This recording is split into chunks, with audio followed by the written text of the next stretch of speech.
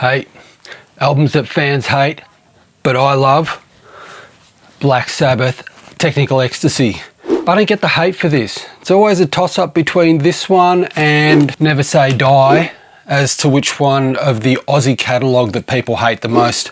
I've seen Never Say Die get a little bit of a resurgence in popularity lately. This is the first Sabbath album that I actually got on cassette, and as soon as I heard it, Backstreet Kids, it was just like this claustrophobic kind of sound that just drew me into this, I don't know, just a really uncomfortable place that I kind of liked for some weird reason. But yeah, I've just always loved this album. There's some other Black Sabbath albums that probably could have been chosen. Seventh Star, which I also love, that everyone hates, so maybe that'll get a video. I don't know what's not to like about this album. Like, do people not like all of the excellent riffs on it, or the excellent songs, or Ozzy with his fucking yelling the fucking lyrics at you? It's like fucking coming right out of the speaker at you. Just love the sound on this in general.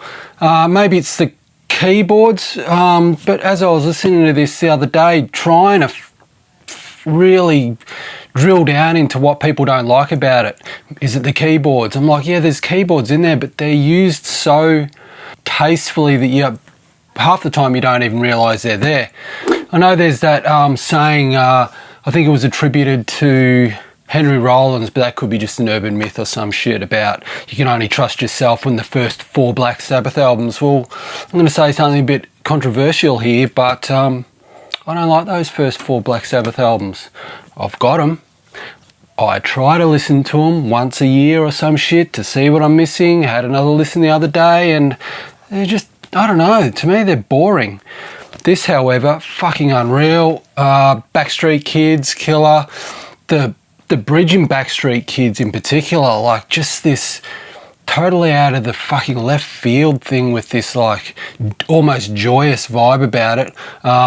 Great solo. Tony Iommi's tone throughout this is like just razor sharp. One of the highlights of the album.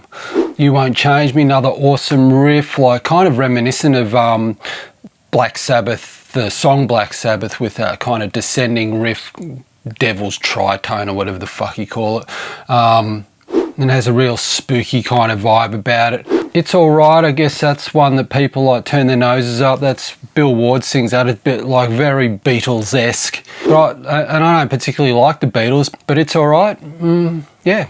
It's alright. Gypsy, killer riff in the middle of that. It's not a part of the verse, not part of the chorus, it's just like a riff that he's put in there. I think it only actually happens once.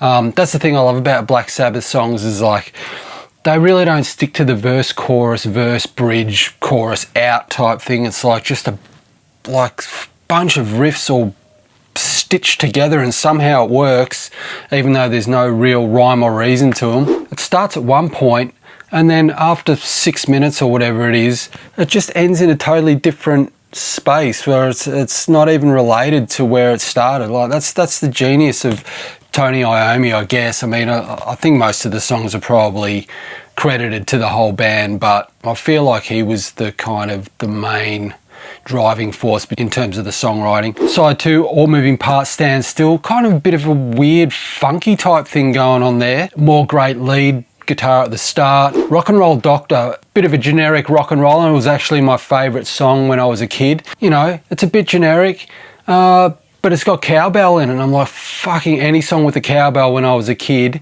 man, that was just like, that went to my favourite song on the album. I used to play drums when I was a kid, and I couldn't afford any cymbals, but I could afford a cowbell, and that's what I used instead of a hi-hat. Like, it was just like this twisted up piece of metal, you know, after about a couple of weeks. But anyway, it got me through, but just always loved cowbell. She's Gone, maybe that's my least favourite on here. It's orchestral and balladesque. Definitely not my type of song, but it does show the diversity that Black Sabbath had around this time.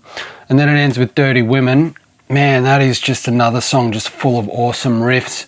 The cover by Hipgnosis, always loved that too. I mean, apparently this is some kind of sexual connotation and whatever, but I was just like, nah, I love that yellow and red combination. That's good enough for me. Let me know if you love this album too, or actually also let me know if you hate it and why you hate it, because I just don't get that.